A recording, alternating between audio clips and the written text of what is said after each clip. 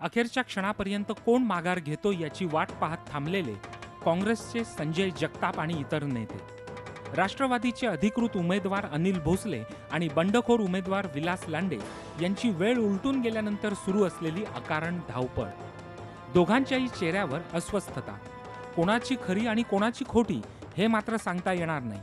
निवडणूक निर्णय अधिकाऱ्यांचं कार्यालय असलेल्या विधान भवनात उमेदवारी अर्ज मागे घेण्याच्या अखेरच्या दिवशी हे दृश्य होतं। उमेदवारी अर्ज मागे घेण्याची वेळ 3 वाजताची असताना आपण 2:55 निवडणूक कार्यालयात आल्याचा दावा राष्ट्रवादीचे बंडखोर विलास लांडे करतायत। मात्र लांडे हे उशिरा पोहोचल्याचं सांगत निवडणूक अधिकाऱ्यांनी त्यांना आल्या पावली परत पाठवल्याचं त्या ठिकाणी उपस्थित असलेल्या सगळ्यांनीच पाहिलं। आता त्यांनी राष्ट्रवादीचे अधिकृत उमेदवार अनिल भोसले यांना पाठिंबा जाहीर केलाय। यांनी माझा अर्ज घेतला नाही, त्याच्यामध्ये त्यांनी घ्यायला पाहिजे होता। त्यांची चूक आहे, माझी चूक अजिबात नाही। मी स्वतः त्या ठिकाणी गेलो, त्यांनी सांगितले वेळ संपली। पहिल्यापासून ठरवलंच आमचे अधिकृत उमेदवार संजय जगतापजी आहे। आम्ही सर्व ताकदीनिशी ह्या इलेक्शनला उतरवले, त्याच्यामुळे कुणी माघार घेतली का घेतली ह्याच्यापेक्षा आम्ही ताकदीने ह्या इलेक्शनला सामोरं जाऊन आम्ही ह्या इलेक्शनला आमचा विजय प्राप्त करून घेणार आहोत। राष्ट्रवादी काँग्रेस त्यांचा उमेदवार मागे घेऊन आपला मार्ग मोकळा करेल अशी अपेक्षा काँग्रेसला होती।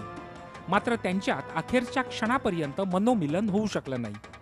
दुसरीकडे वरिष्ठांचा आदेश आला आणि शिवसेनेच्या उमेदवारानं स्वतःची उमेदवारी मागे घेतली।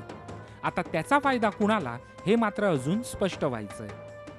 तांत्रिक कारणामुळे त्यांचा अर्ज स्वीकारला न गेल्यामुळे, पण कालच त्यांनी सकाळी मला फोन करून सांगितलं की आज कसल्या परिस्थितीत ते माघार घेणार, आणि ते जेव्हा अर्ज भरतानाही त्यावेळी म्हणले होते की मी राष्ट्रवादी पक्षाच्या बरोबरच आहे, चांगल्या मतांनी महाराष्ट्रात चांगल्या मतांनी कसं निवडून या दृष्टीने आम्ही 100% यशस्वी आहे। शिवसेनेमध्ये आदेशाचं पालन करायचं असतं। मी एक सामान्य सैनिक आहे। मी एवढंच सांगेल की वरिष्ठांनी ज्या आदेशाने मला माघारी घ्यायला सांगितली मी घेतली। आता मुळात जर का एकाच एक असतं तर तो प्रश्न आज होता, परंतु आता 5 उमेदवार राहिलेत, 5 जणांनी माघार घेतली। मग काय परिस्थिती असेल हे तुम्हा सगळ्यांना माझ्यापेक्षा अधिकच माहिती। विधान परिषदेच्या पुण्यातील जागेसाठी एकूण 11 अर्ज दाखल झाले होते।